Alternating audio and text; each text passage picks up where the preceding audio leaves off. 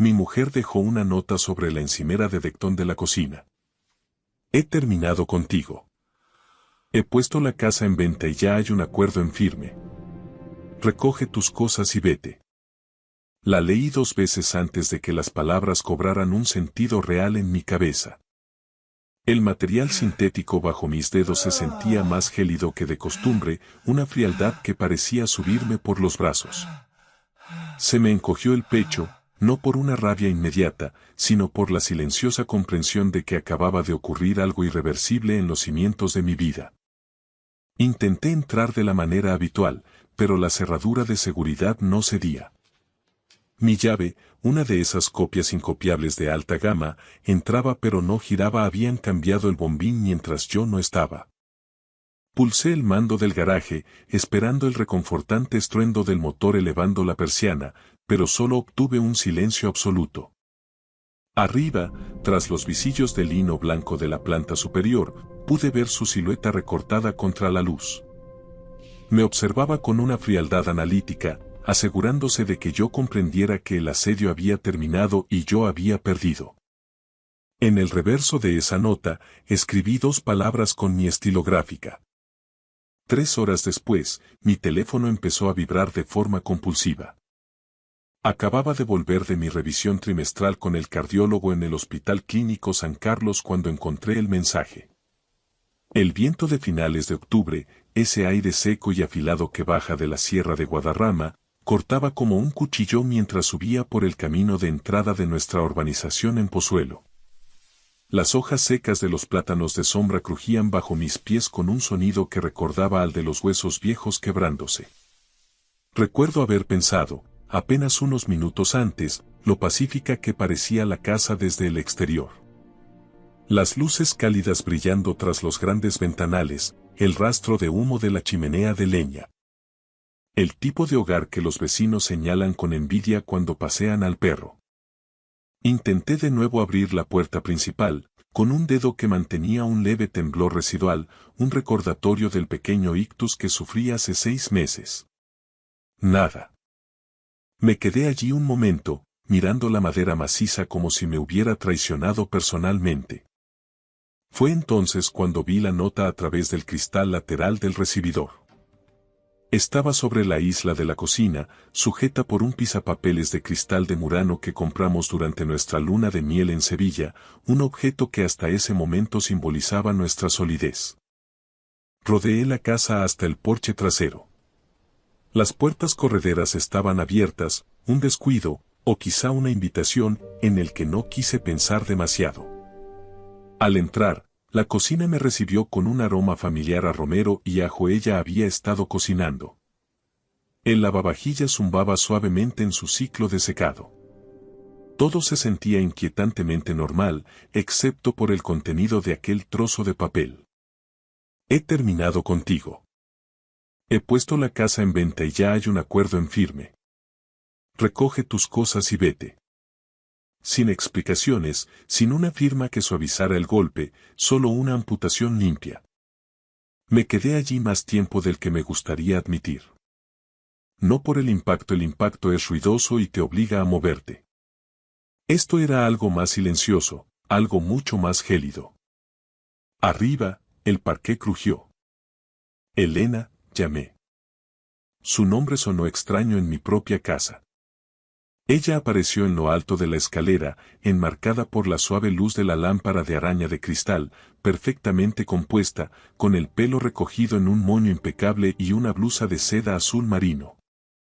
Era la misma mujer con la que me casé hace 17 años en la iglesia de los Jerónimos, solo que ahora sus rasgos parecían tallados en granito. «Ya lo has leído», dijo ella, sin bajar un solo escalón. «¿El qué exactamente, Elena? ¿Esta broma?» El mensaje de la realidad. Volví a mirar el papel que tenía entre los dedos. Dices que la casa está vendida. Bien.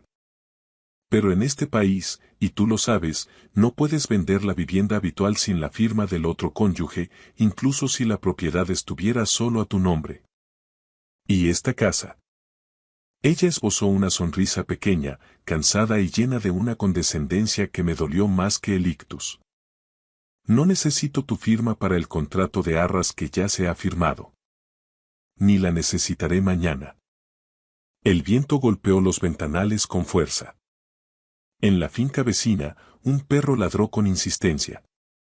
Elena, dije con cuidado, manteniendo la voz nivelada para que no notara mi fatiga, ¿de qué estás hablando? ¿Cómo pretendes escriturar?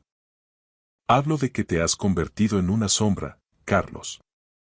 Bajó la mitad de la escalera, deteniéndose a una distancia que consideró segura.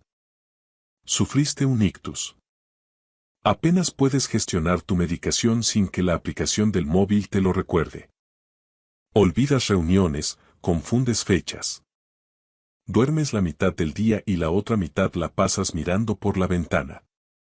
No puedo, y recalcó el puedo, seguir fingiendo que somos una pareja funcional. Me estoy recuperando, los médicos dicen que la plasticidad cerebral. Te estás hundiendo y te llevas mi vida contigo, me interrumpió. Hemos aceptado una oferta en firme, todo en efectivo, sin hipotecas. La firma ante el notario es mañana a las 10. Los compradores quieren la posesión inmediata.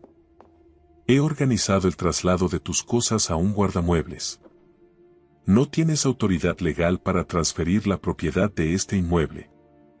Tengo un poder notarial, dijo ella, endureciendo el tono y sacando un documento del bolsillo de su blusa. Lo firmamos ante el notario Jiménez en marzo, después de que salieras de la UCI. Tú lo firmaste. ¿Te acuerdas? ¿O es que tu memoria también ha borrado eso? Lo recordaba. Después del ictus, cuando aún estaba aturdido y desbordado por la gratitud de estar vivo, ella insistió en que era una medida puramente operativa. Por si pasa algo, había dicho con voz dulce, por si necesitas que gestione las cuentas mientras descansas. Y, confiando en los 17 años que nos unían, firmé. Pero yo conocía la ley mejor de lo que ella pensaba. ¿Crees que soy una carga económica o emocional? Pregunté en voz baja. Ella apretó la mandíbula, y por un momento vi la máscara de frialdad agrietarse. Creo que me merezco estabilidad y un futuro que no huela a hospital. Ahí estaba. No era dolor, ni miedo al luto. Era cálculo puro. ¿Quién es el comprador, Elena? Pregunté, observando cómo evitaba mi mirada. Eso no es asunto tuyo ya. Mañana recibirás la parte que te corresponda legalmente tras liquidar deudas. ¿Y a dónde se supone que voy a ir ahora mismo? Se encogió de hombros con una ligereza que me heló la sangre. Tienes tus inversiones y tu familia en el norte. Te las apañarás. Estudié su rostro desde abajo. Había algo tras su mirada que no cuadraba con su discurso de liberación. Una urgencia casi febril, un pánico contenido. Esto no iba sobre mi salud, iba sobre algo mucho más oscuro y urgente. Volví a la encimera y cogí la nota original. El papel era un verjurado de papelería cara, se había tomado su tiempo para que el mensaje tuviera el peso de lo definitivo. Le di la vuelta. En la cara en blanco, con trazo firme, escribí. Mira otra vez. Dejé la nota exactamente en el mismo lugar, bajo el cristal de Murano. ¿Qué significa eso, Carlos? No te pongas críptico ahora. Ya lo verás mañana en la notaría. Salí por la puerta del porche sin añadir una palabra. El aire de Madrid se sentía ahora más limpio en mis pulmones. Mi corazón, ese músculo que supuestamente me estaba fallando, latía con una firmeza que no sentía desde antes de la enfermedad. No conduje a un hotel de la zona. Me incorporé a la M40 y me dirigí directo al centro, hacia la calle Jorge Juan. Para cuando aparqué cerca del despacho de mi abogada, ya sabía lo que el registro de la propiedad me iba a confirmar. A las 17:42, mi teléfono vibró. Elena. Dejé que el silencio fuera mi respuesta. A las 17:47 volvió a vibrar, y luego 3 veces seguidas. Para cuando dieron las 20, acumulaba 12 llamadas perdidas y varios mensajes de audio que no me molesté en reproducir. En su lugar, me quedé en el despacho de Margarita, viendo cómo la luz de los monitores iluminaba nuestras caras mientras revisábamos la nota simple actualizada. La escritura de compraventa fallida se había intentado preparar esa mañana, usando mi nombre y mi supuesta voluntad delegada. Pero Elena había pasado por alto un detalle técnico vital. La casa no era mía a título personal para poder ser transferida mediante ese poder específico. No lo era desde hacía 12 años, cuando realicé una reestructuración de mis activos.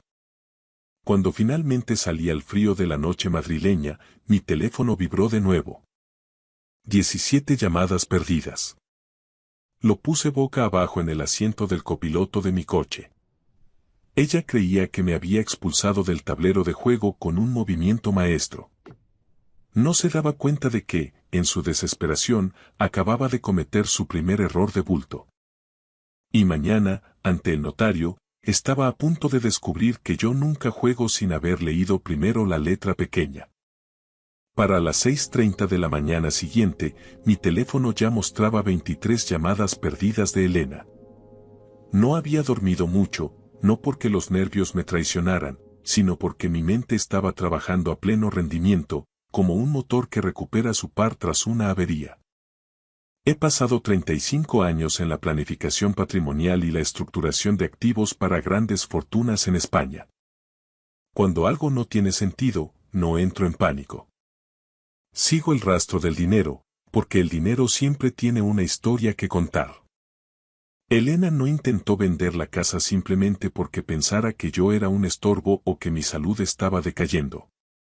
Lo hizo porque estaba desesperada. Y la desesperación es la madre de los errores judiciales. A las 7:12 de la mañana.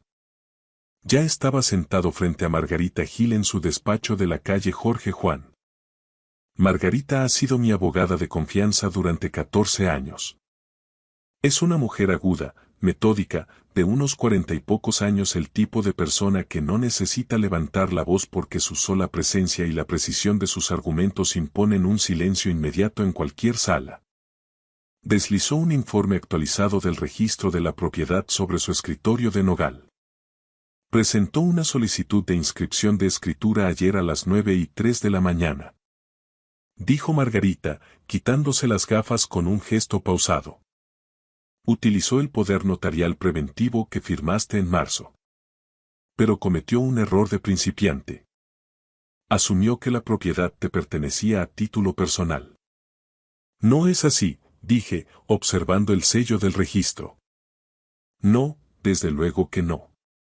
Hace 12 años, mucho antes de que Elena empezara a obsesionarse con redecorar el chalet de Pozuelo en tonos minimalistas y neutros, realicé una reestructuración profunda de mis activos para protegerlos de posibles vaivenes del mercado.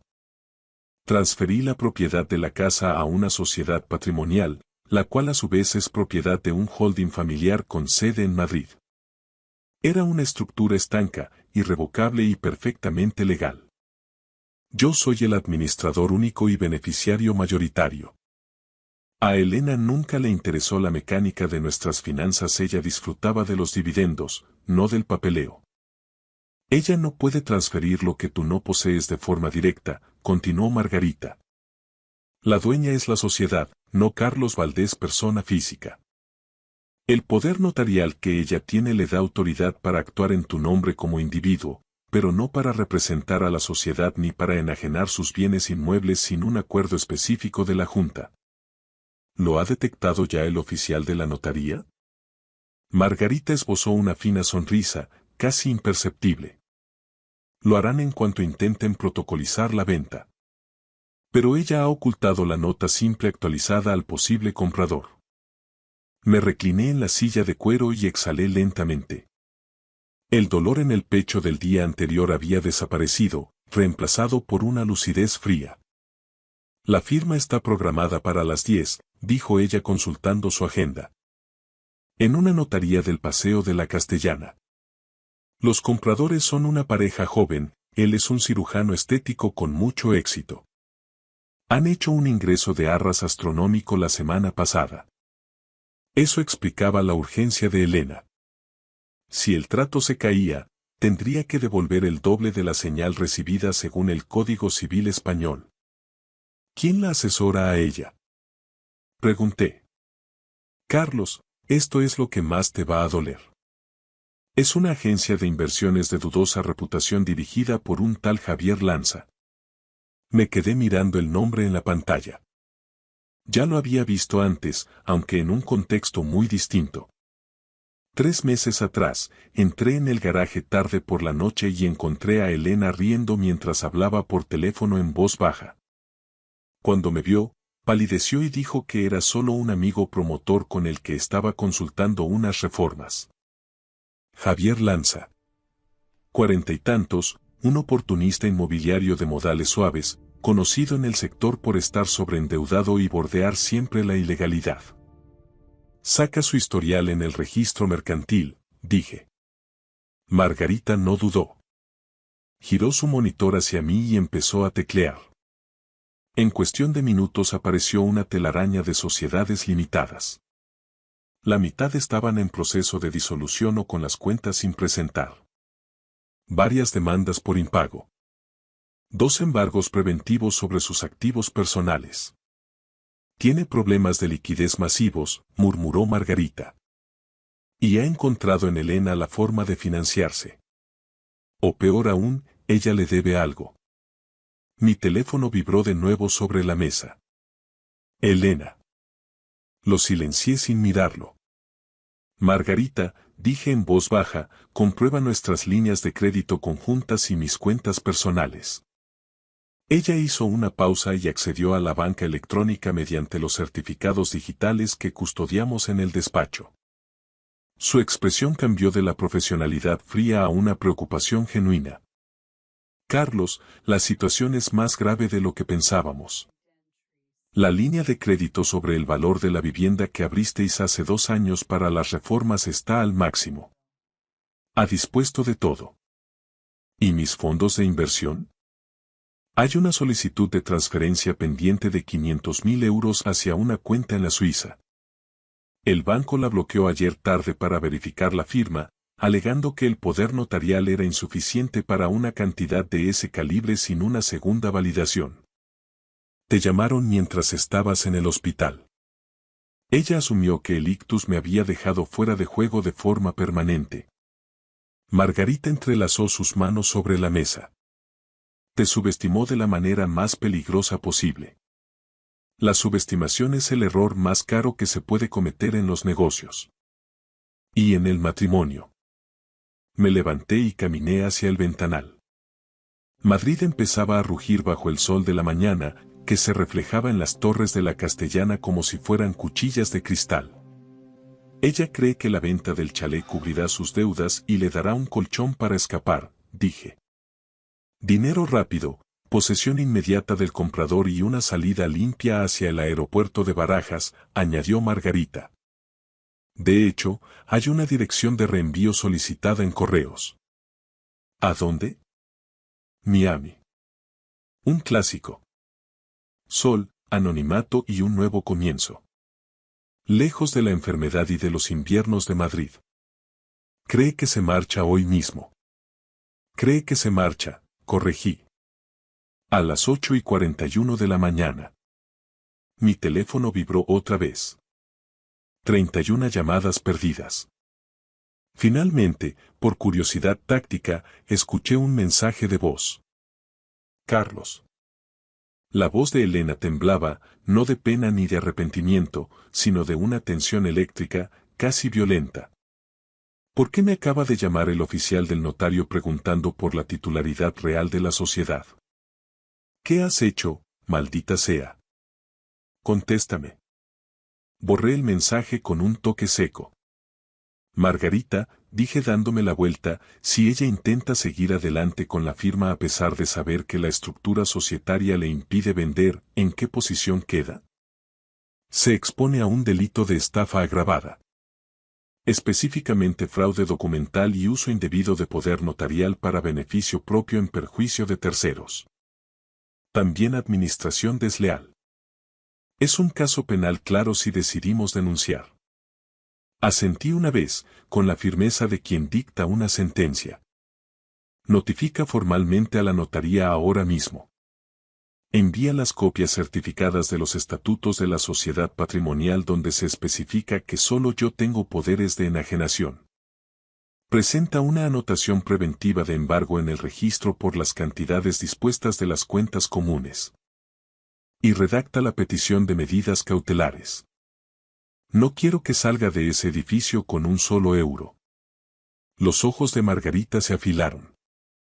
Ella conocía mi lado implacable, pero esto era distinto. No te vas a detener en bloquear la venta, ¿verdad? No. Esto es solo el principio del proceso de saneamiento. Metí la mano en el bolsillo interior de mi chaqueta y saqué un sobre azul. Dentro había un documento que Margarita no esperaba. Había contratado a un auditor forense y a un investigador privado hacía 3 semanas, en el más absoluto silencio. Algo en los gastos de mantenimiento de la casa no cuadraba. Había descubierto que Javier Lanza, el socio de Elena, había pedido un préstamo puente privado de €500,000 6 meses atrás. Era un préstamo con intereses de usura y garantía personal. Estaba con el agua al cuello. Y ayer por la mañana, a través de una sociedad interpuesta, yo compré esa deuda. ¿Ella lo sabe?, preguntó Margarita suavizadamente. No tiene ni idea. ¿Y Lanza? Lo descubrirá en la reunión de las 10. Margarita se reclinó lentamente, asimilando la magnitud del movimiento. Así que, a las 10, ella cree que va a vender una casa que no puede vender, para entregarle el dinero a un hombre cuya deuda ahora te pertenece a ti. Exactamente. Ella me estudió con cuidado, buscando algún rastro de odio. Esto no es venganza, Carlos. Es algo mucho más frío. No es venganza, Margarita, dije mientras me ponía el abrigo. Es una corrección de mercado. El balance tiene que cuadrar. Y hoy, Elena va a aprender que la letra pequeña es lo único que mantiene el mundo en pie. A las 9:15 de la mañana. Salimos hacia las oficinas de Belmonte y Abogados en el Paseo de la Castellana. Mi teléfono vibró de nuevo en el bolsillo de mi abrigo. 37 llamadas perdidas. Lo saqué un segundo y lo coloqué boca abajo sobre el asiento de cuero del coche. Quería que ella sintiera el peso del silencio, ese vacío que precede a las grandes tormentas. Para cuando entramos en el imponente vestíbulo de mármol y cristal a las 9:58 de la mañana, no sentía ni rastro de ira ni de dolor, estaba lúcido, con la mente tan afilada como un bisturí. Elena había escrito su nota con trazos gruesos y definitivos, pero no se había molestado en leer la letra pequeña de nuestra vida legal. Y a las 10 en punto, estaba a punto de recibir una lección magistral. A las 9:59 de la mañana, las puertas de acero cepillado del ascensor se abrieron en la planta 42. El despacho destilaba ese tipo de intimidación que solo se consigue mediante la arquitectura de poder. Ventanales de suelo a techo con vistas a las Torres Kío, paneles de nogal pulido y un mostrador de recepción tallado en un solo bloque de mármol de Macael.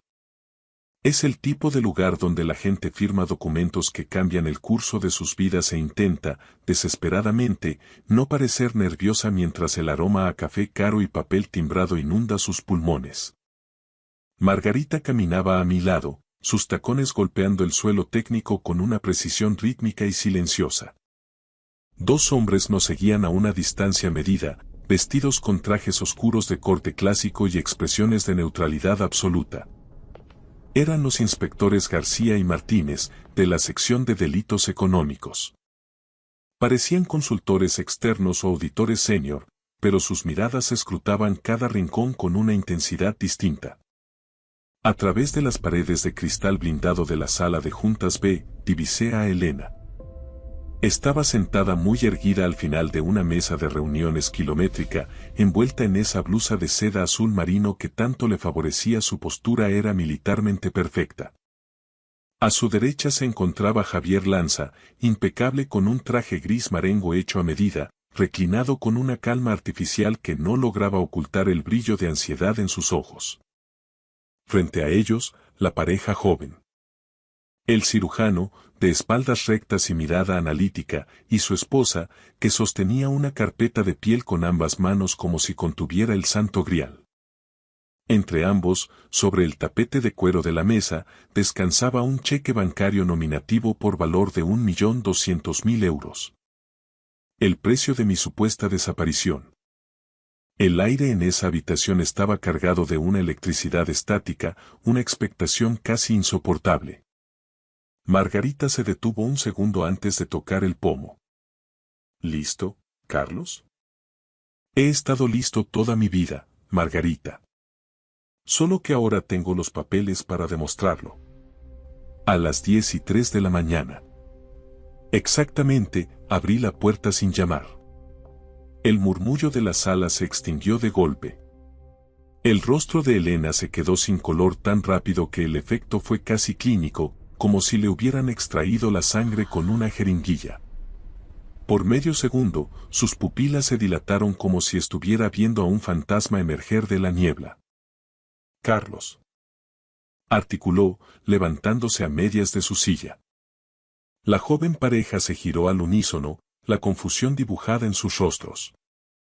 La mandíbula de Javier Lanza se tensó visiblemente, pero se recuperó con la rapidez del depredador veterano, ajustándose el nudo de la corbata con dedos nerviosos. Vaya, dijo con una ligereza forzada que sonó a cristal roto, mira quién ha decidido honrarnos con su presencia. El paciente del año. Pasé de largo sin reconocer su existencia, como si fuera parte del mobiliario, y ocupé la silla vacía en la cabecera de la mesa, la posición de autoridad. Buenos días a todos, dije con una calma que me sorprendió incluso a mí. Soy Carlos Ruiz, el legítimo representante de los intereses que hoy se debaten aquí. El médico asintió con una cautela profesional. Nos habían informado de que usted no se encontraba en condiciones de asistir a la firma, señor Ruiz. Como pueden comprobar, soy muy capaz de cumplir con mis obligaciones, respondí, fijando mi vista en Elena. El oficial de la notaría, un hombre delgado y pulcro llamado S.R. Jiménez, se aclaró la garganta y ajustó sus gafas. Señor Ruiz, estábamos justo preparándonos para el protocolo de las firmas y la validación de los medios de pago. Lo sé. Y es por eso que estoy aquí. Para evitar que cometan un error que les perseguiría años. La voz de Elena recuperó su filo, volviéndose aguda y cortante. Carlos, ¿qué circo es este? No tenías ninguna necesidad de venir. Yo soy la titular y tengo plenas facultades. Un temblor casi imperceptible recorrió la mesa. Los dedos de Elena se cerraron alrededor de su pluma Mont Blanc con tal fuerza que los nudillos se le pusieron blancos. No eres la titular, Elena. Al menos, no de lo que crees.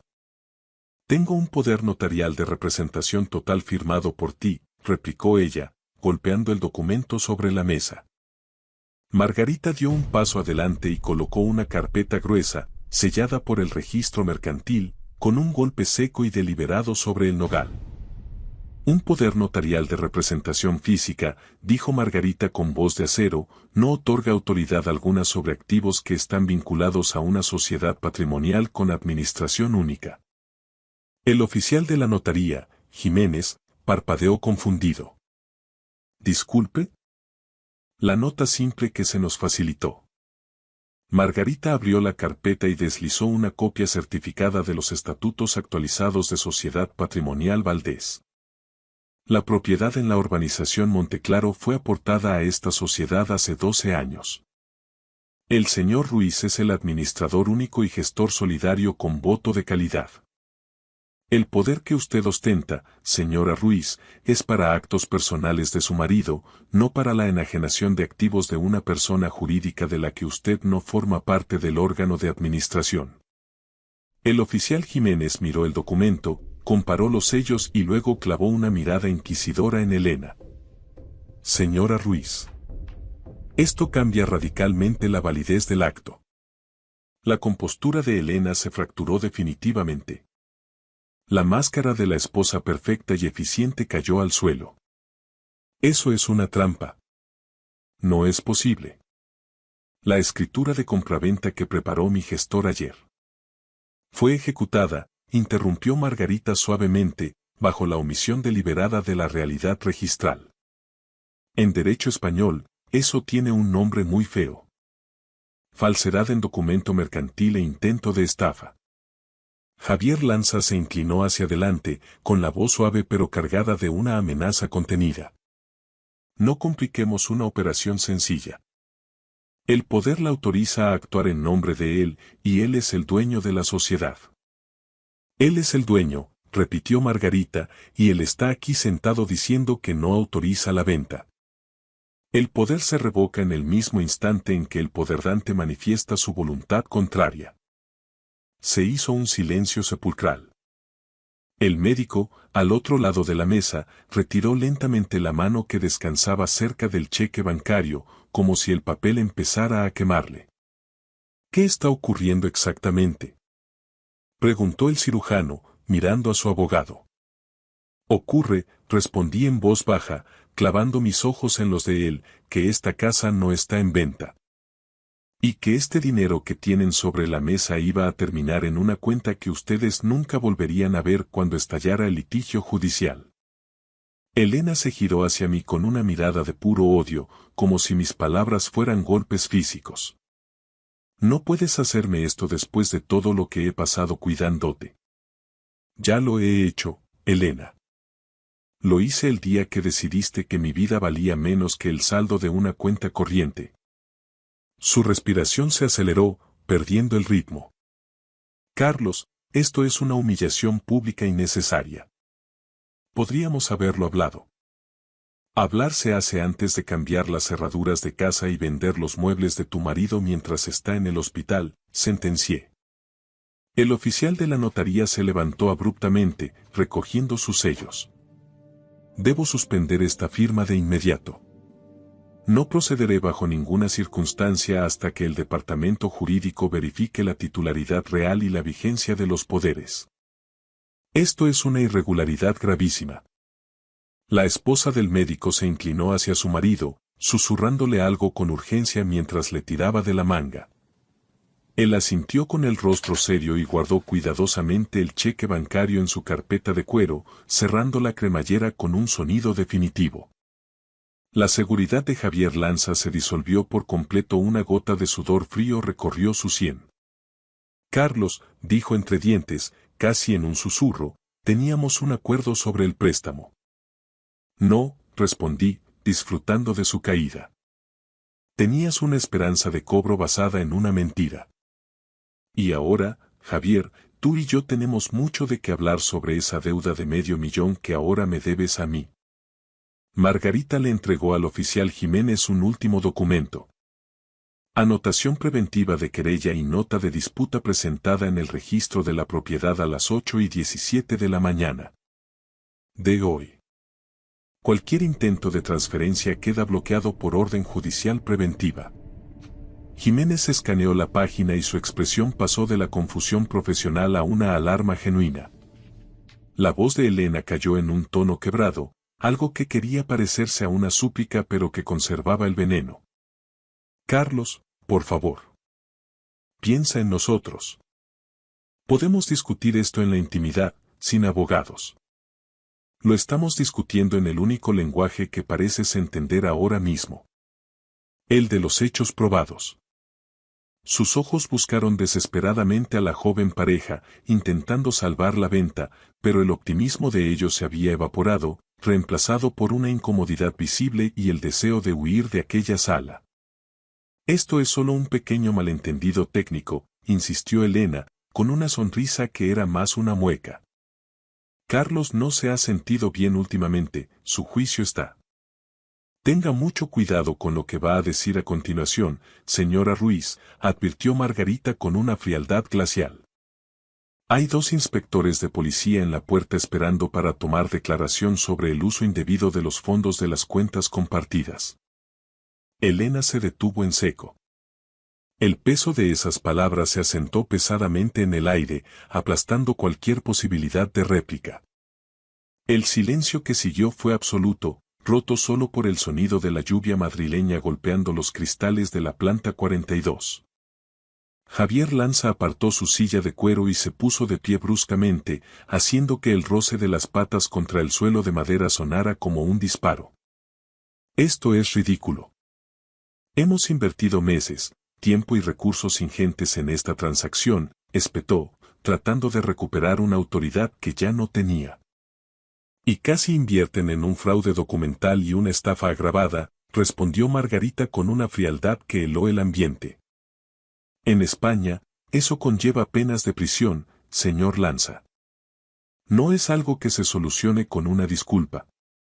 La palabra quedó flotando en el aire denso de la sala de juntas. Fraude. Lanza palideció hasta adquirir un tono grisáceo. El cirujano se levantó con la mandíbula tan tensa que se le marcaban los tendones del cuello. Nos marchamos, dijo el médico, mirando a su esposa. Ahora mismo. Lo lamento profundamente, dije con sinceridad, sosteniéndole la mirada. Ustedes son víctimas colaterales. Merecían un proceso limpio, no esta emboscada legal. Salieron de la sala sin decir una palabra más, dejando tras de sí un rastro de indignación. La puerta se cerró con un clic definitivo. Por un momento, solo el zumbido casi imperceptible del aire acondicionado llenó el vacío. Elena se giró hacia mí, sus ojos ya no mostraban frialdad, sino una rabia incandescente, la rabia de quien se descubre atrapado. ¿Qué has hecho?, susurró con una voz que vibraba de odio. Te lo advertí en la nota, Elena. Te dije que miraras otra vez. No quisiste hacerlo. Su compostura, mantenida con tanto esfuerzo durante años, se colapsó como un edificio de naipes. ¿Tú has orquestado todo este teatro? ¿Nos has tendido una trampa? No, dije con una calma absoluta, cruzando las manos sobre la mesa. La trampa la montaste tú el día que decidiste que yo era un activo amortizable. Yo solo he encendido las luces para que todos vean lo que hay dentro. Lanza agarró su maletín de piel, sus dedos temblaban visiblemente. Deberíamos irnos, Elena. Esto se hablará en otro foro, balbuceó, moviéndose hacia la salida. Pero el inspector García dio un paso al frente, lo justo para bloquearle el paso con una cortesía profesional aterradora. Todavía no, señor Lanza, dijo García en voz baja. Tenemos unas preguntas sobre la procedencia de ciertos fondos de su última promoción en el barrio de Salamanca. Lanza se quedó petrificado, como una estatua de sal. Margarita aprovechó el silencio para colocar un último documento sobre la mesa, justo frente a Elena. Es una notificación formal de querella por administración desleal y alzamiento de bienes, anunció Margarita, junto con una petición de medidas cautelares por explotación económica de persona vulnerable. Elena miró el papel con los ojos desorbitados, como si estuviera escrito en un idioma muerto que, de repente, cobrara un sentido aterrador. ¿Vas a presentar cargos criminales contra tu propia esposa?, preguntó, y por primera vez detecté un quiebro en su voz. Eso depende, respondí, levantándome lentamente y ajustándome el abrigo, de lo honesta que estés dispuesta a ser a partir de este segundo. Sus ojos se llenaron de lágrimas, pero no eran lágrimas de arrepentimiento, sino de puro miedo. Por primera vez en meses, se dio cuenta de algo crucial. Esto no se trataba de la casa, y yo no era el anciano convaleciente al que podía manejar. Mientras salíamos de la sala de conferencias de la Castellana, mi teléfono vibró de nuevo. 37 llamadas perdidas. No lo miré. Ya no hacía falta. La nota en la encimera había sido un golpe directo, pero la letra pequeña siempre me perteneció a mí. Al mediodía, el rumor ya se había extendido por los círculos financieros de Madrid. Las notarías de alto nivel son como teatros silenciosos. La gente finge discreción, pero todos vigilan las salidas de emergencia. Ver a Javier Lanza salir del edificio flanqueado por 2 agentes de paisano no fue algo sutil. Elena, caminando 10 pasos detrás de él, con el rostro pálido y unas gafas de sol de Chanel intentando ocultar el naufragio de su dignidad, lo fue aún menos. No lo seguí. Volví al despacho de Margarita en Jorge One. La ciudad no se detiene ante las tragedias privadas, los taxis seguían pasando y la gente seguía ajena a la demolición de un matrimonio de 17 años. Margarita cerró la puerta de su oficina tras nosotros. Llamará de nuevo, vaticinó ella. Es su única salida. Intentará presentarlo como una confusión de buena fe, un error administrativo debido al estrés de mi enfermedad, dije. Sabemos que no es así. Los números no mienten. Margarita se apoyó en su escritorio, observando el mapa de activos que habíamos trazado. Carlos, tenemos que decidir el siguiente paso. ¿Convertimos esto en una negociación de divorcio leonina o dejamos que la investigación penal siga su curso? Me quité la chaqueta despacio y me senté frente a ella. Primero quiero claridad total. Quiero saber hasta dónde llegó la podredumbre. Entonces terminemos de mapear el daño, asintió ella, abriendo una nueva carpeta compartida. 1 hora después, el panorama era desolador y nítido. Hace 6 meses, Javier Lanza lanzó un proyecto de remodelación de lujo en la calle Ortega y Gasset. Sobreestimó la demanda y, sobre todo, subestimó los costes financieros de una obra paralizada por el ayuntamiento. Cuando las preventas se frenaron, recurrió a prestamistas privados con intereses de usura del 12% mensual y vencimientos a corto plazo. Estaba acabado. Fue entonces cuando los gastos de Elena se dispararon. Transferencias a cuentas de terceros, compras de joyas que nunca vi y una supuesta consultoría de inversiones de 48.000 euros pagada directamente a una de las sociedades de Lanza. Y los vuelos a Miami. Hace 3 semanas contraté al auditor forense no por celos, sino por pura lógica financiera. Los romances son volátiles, pero la desesperación económica deja un rastro de papel que se puede seguir hasta el infierno. El auditor me entregó el informe definitivo ayer. Lanza debía 527.000 euros más intereses de demora. El prestamista original estaba perdiendo la paciencia y, a través de una sociedad instrumental que Margarita creó para mí, yo adquirí esa deuda con un descuento del 40%. Lo que significaba que, desde ayer tarde, Javier Lanza me debía la vida a mí.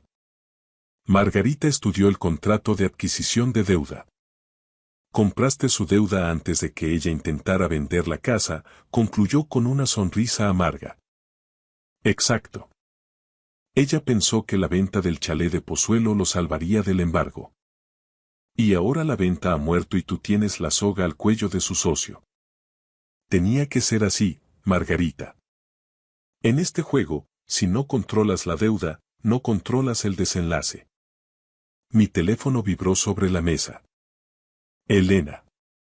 Dejé que el sonido llenara la habitación hasta que se cortó. Margarita se cruzó de brazos. ¿Vas a hablar con ella? Todavía no.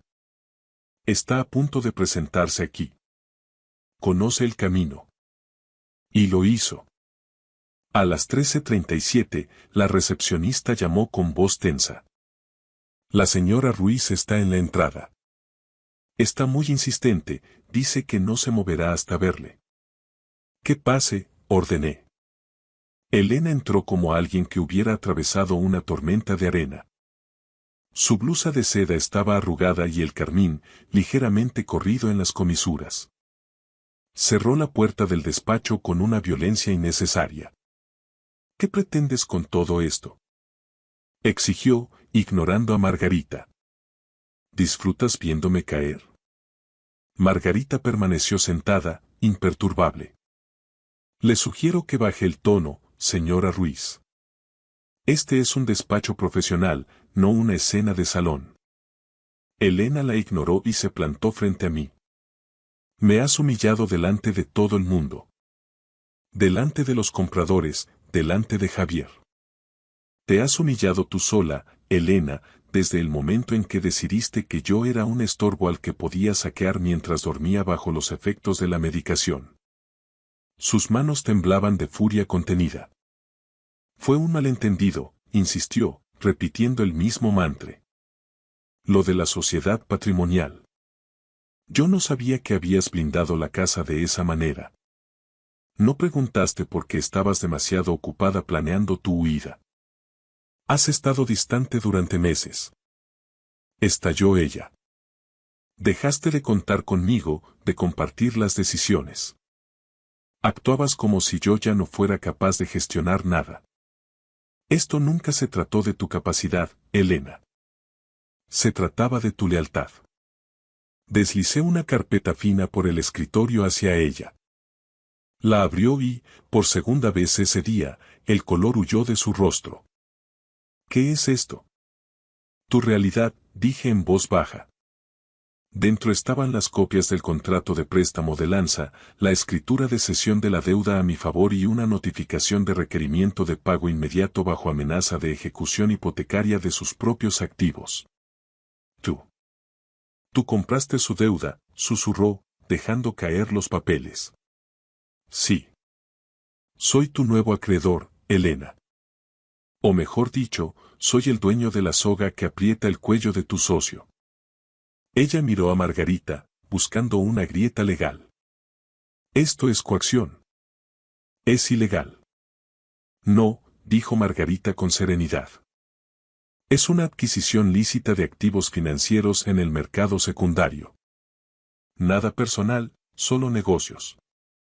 Elena volvió a mirarme y vi cómo algo se rompía definitivamente tras sus ojos.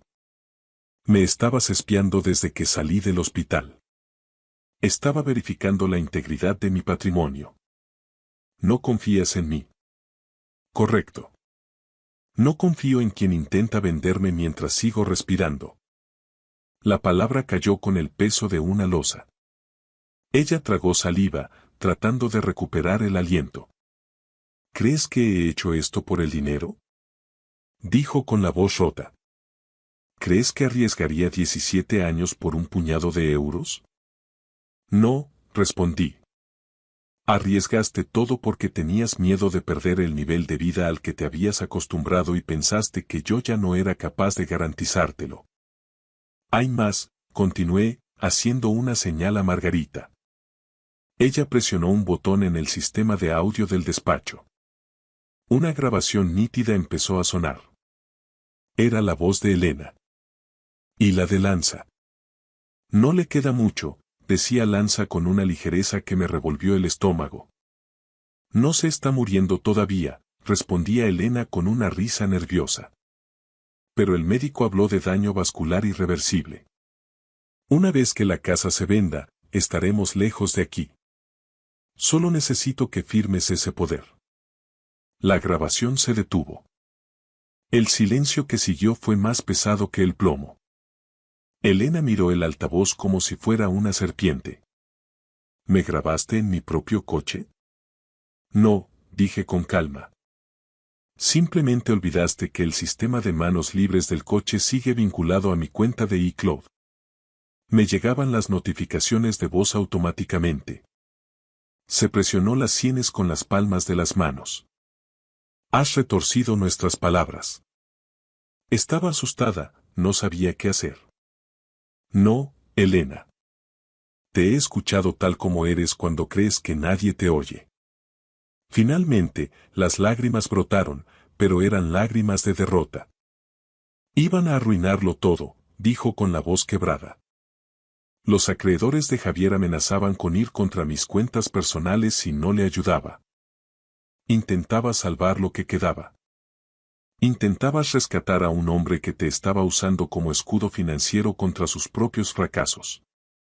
Sus hombros se desplomaron. La mujer impecable de la mañana ya no existía. Tenía miedo, admitió en un susurro. ¿Miedo de qué exactamente? De quedarme sola y arruinada. La confesión flotó entre nosotros. 17 años de matrimonio suspendidos en el aire frío de un despacho de abogados. Luego, ella se enderezó ligeramente, tratando de salvar algún resto de orgullo. ¿Qué quieres de mí ahora? Quiero el control absoluto. Ya lo tienes. No, dije, quiero que reconozcas ante notario la nulidad de todos los actos que has realizado estos meses. Su teléfono volvió a vibrar. Lanza. No contestó. Mi abogada presentará esta misma tarde una demanda por daños y perjuicios y una petición de bloqueo de todas tus cuentas, añadió Margarita. Es la única forma de garantizar que no salgas del país. Elena levantó la cabeza de golpe. ¿Vas a congelar mis cuentas personales? ¿Cómo voy a vivir? Las cuentas conjuntas se han cerrado hoy. Las tuyas quedarán bloqueadas preventivamente hasta que se aclare el destino de los fondos desaparecidos. Me estás destruyendo, Carlos. No, dije con suavidad, te estoy poniendo límites. Algo que debía hacer hace mucho tiempo. Ella retrocedió hacia la puerta, con movimientos lentos, como si el aire pesara demasiado. Se detuvo en el umbral. ¿Cuántas veces te llamé anoche y esta mañana? 37. Soltó una risa hueca, desprovista de alegría. Y no respondiste ni una sola vez.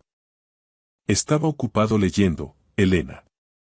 Releyendo cada documento que firmamos juntos. Miró la nota que todavía apretaba en su mano, la que yo le había devuelto con mi mensaje en el reverso. Mira otra vez. Ahora entendía el alcance total de la jugada. La casa blindada, la deuda comprada, las grabaciones. Cada paso que ella había dado había sido monitorizado y neutralizado antes incluso de que lo completara. Lo tenías todo planeado, susurró. No, respondí, simplemente me preparé para lo peor mientras tú esperabas lo inevitable. Su teléfono vibró por última vez. Se giró y salió del despacho sin mirar atrás. En la puerta, susurró algo que apenas pude oír.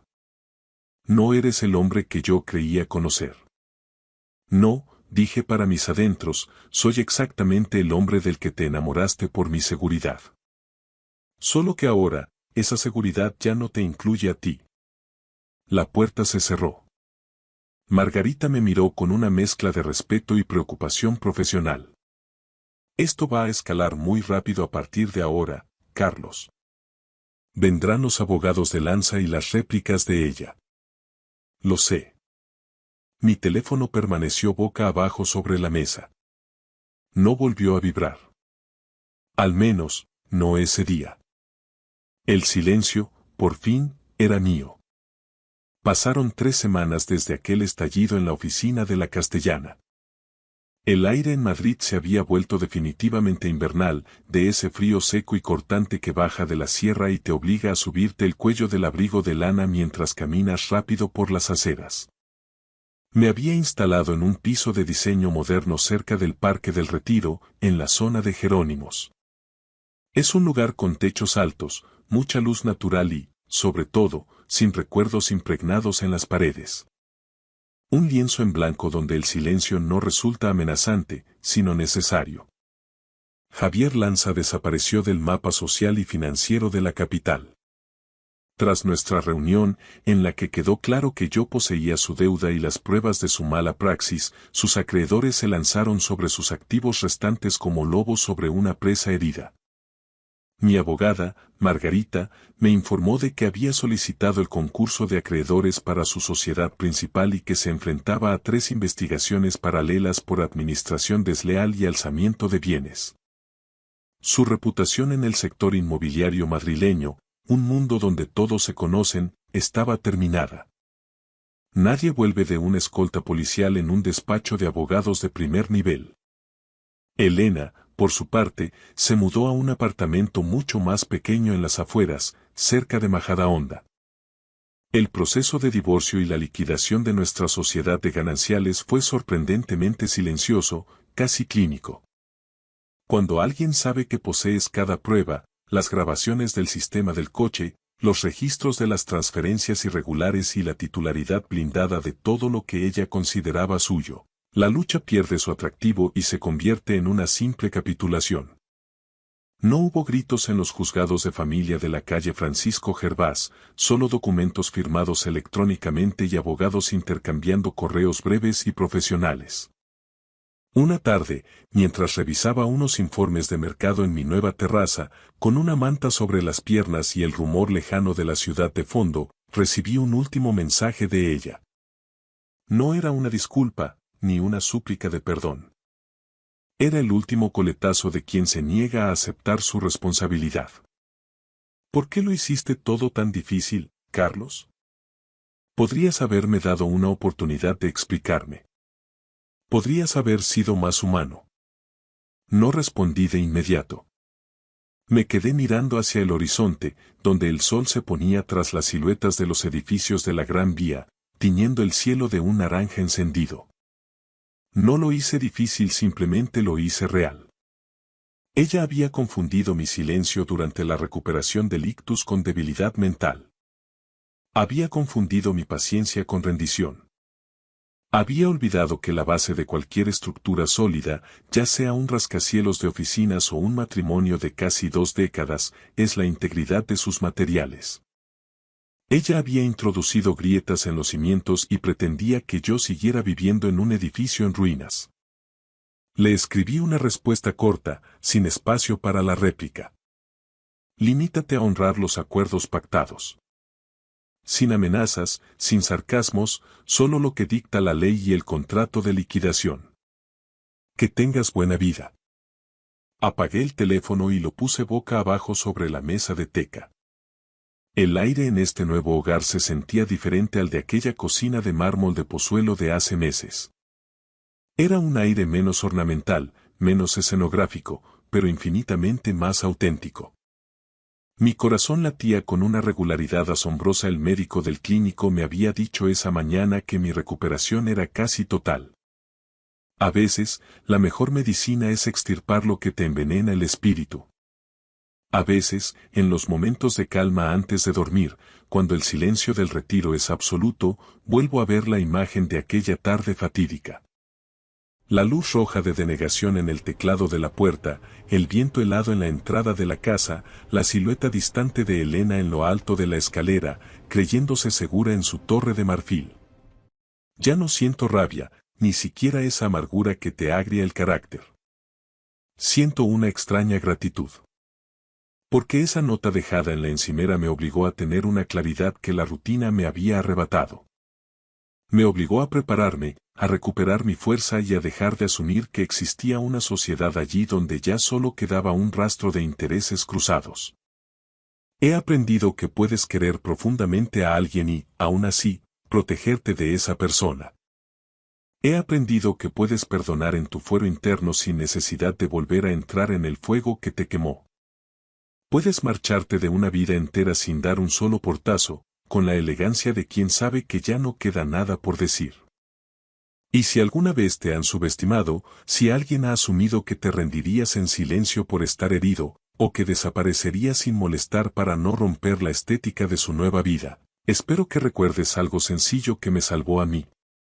Lee siempre la letra pequeña de tus afectos, protege tu nombre por encima de todas las cosas y, si alguien te dice que tu casa está vendida y que tu tiempo se ha acabado, detente, respira y mira otra vez.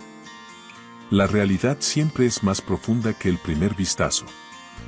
Muchas gracias por ver. Si les ha gustado la historia, denle a like, escriban un comentario y suscríbanse para no perderse la próxima historia. Valoramos mucho su presencia en este canal. Todo lo mejor.